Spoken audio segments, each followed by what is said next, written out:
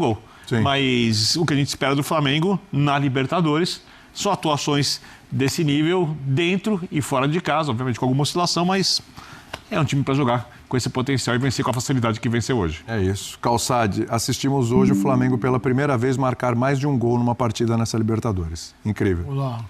Boa noite a todos. E como Libertadores é um parâmetro para a gente analisar. Como o Flamengo ao longo do ano, hoje foi um jogo que o Flamengo se preocupou. Assim, se preocupou porque a temporada, o julgamento da temporada estava nessa partida. Exatamente. Um resultado ruim ali, catastrófico.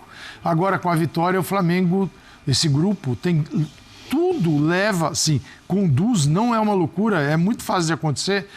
3 equipes terminarem com 11 pontos. 3. O Flamengo, Central Córdoba e a LDU. Saldo de gols, que é o primeiro critério de desempate. O Flamengo tem o melhor cenário, que é de uma equipe que está aí para fazer saldo para os outros. Tomou 10 gols até agora, o Deportivo Táchira e o Flamengo jogando em casa. Mas eu senti o Flamengo assim... Engraçado, eu não vi tão confortável. Eu senti ele inseguro em alguns momentos, porque do jeito que ele estava colocado em campo, ele normalmente ele poderia oferecer mais.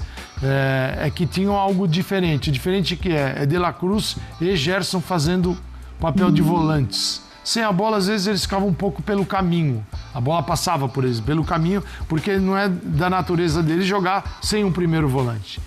Mas... eu entendi o que pensou o Felipe Luiz, que é ter muito mais controle, ter a bola no pé em todos os momentos, numa fase de construção distante de uma defesa fechada. Mas o Flamengo pode jogar mais, ele deve jogar mais, e para ganhar a Libertadores vai ter que jogar muito mais. Tudo bem, ele está salvando a fase de grupos, mas ainda tem um jogo para fazer. Com o Pedro teria funcionado melhor. E se tem uma terceira coisa só, Eugênio, para completar. Tendo o Pedro no banco de reservas, você tem um cara que, se as coisas não funcionam, muda o jogo.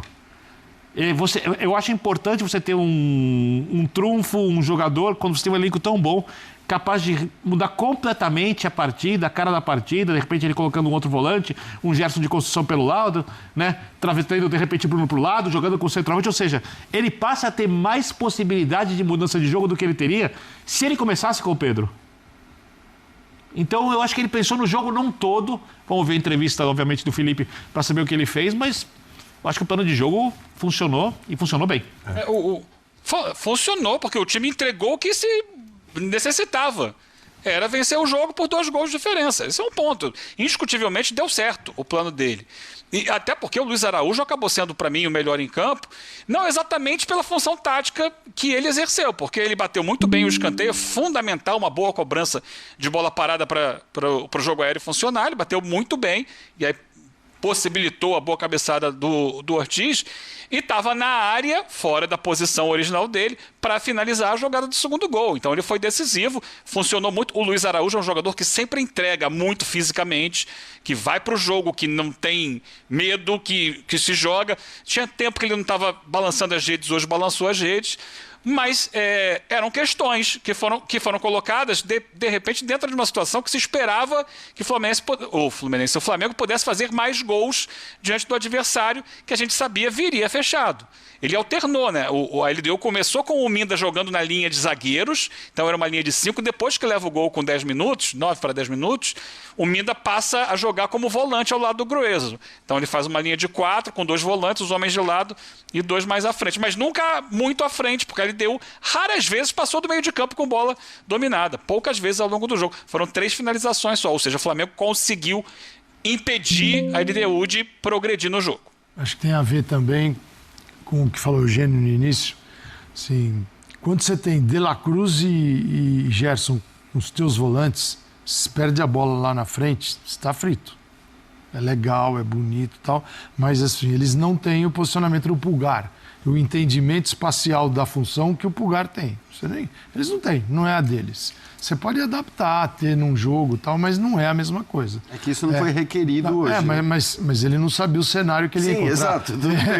Mas não precisou. Por exemplo, ele vem com o Michael e o Luiz Araújo. Por quê? Se eu vou enfrentar uma linha de 5, pode ser um 5-4-1, eu vou dar amplitude, alargar o campo com meus 2 pontas, tem o Bruno Henrique, tem os volantes que vão trabalhar numa zona onde a pressão vai ser menor, Gerson e De La Cruz, porque a Arrascaeta já entra ali no funil onde a coisa é mais pesada.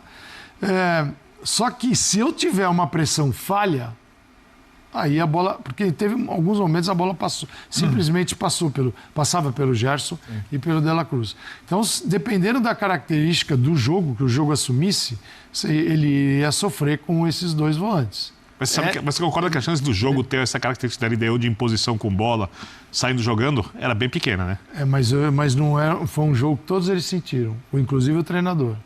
Porque ele teve que tomar uma atitude corajosa para fazer o que ele escalou. Era um jogo que ele tinha que ganhar de qualquer jeito, não tinha alternativa. Porque senão, imagina este Flamengo, o Felipe Luiz, o cara que talentoso, é o Flamengo que vem com tudo, que orçamento e tal, e a Libertadores da América, tchau para ele. E ele não tinha o Eric Allan, que ele faria, colocaria o Leo Ortiz para jogar ali. Aí hoje era um dia perigoso. E ele bancou. Isso é muito cornetado. E ele bancou.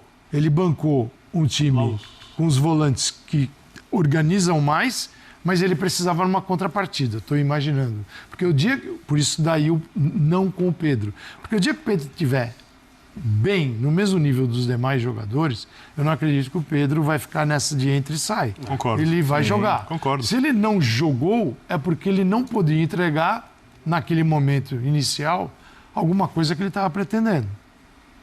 Então, eu sempre deixo o treinador, eu prefiro ouvi-lo, porque ele não sabe o que acontece no dia a dia também, né?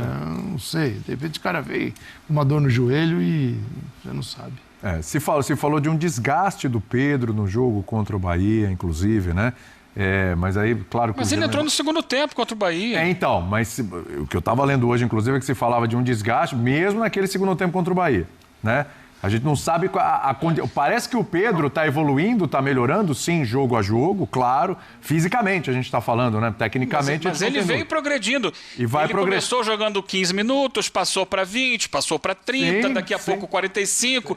Depois ele começou a ser titular e deu uma regredida nisso. Não sei se ele sentiu alguma coisa. Esse é o ponto. Ou se de repente não está entregando o que espera. É uma situação que, por exemplo, quando começou a temporada...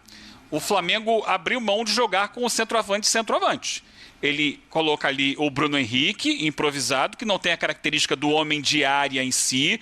E o reserva dele, contratado, é o Juninho, que também não tem essa característica. É mais um jogador de atacar espaço, de marcar, de pressionar a saída de bola do adversário, é a principal característica do Juninho, e de ter muita arrancada. E ele falou, não, enquanto eu não tenho o Pedro, eu vou trabalhar sem o Pedro com os jogadores que eu tenho. Quando o Pedro chegar, a gente molda o time ao Pedro. Talvez ele não tenha ainda conseguido moldar o time ao Pedro para encaixar as características também, porque o Pedro...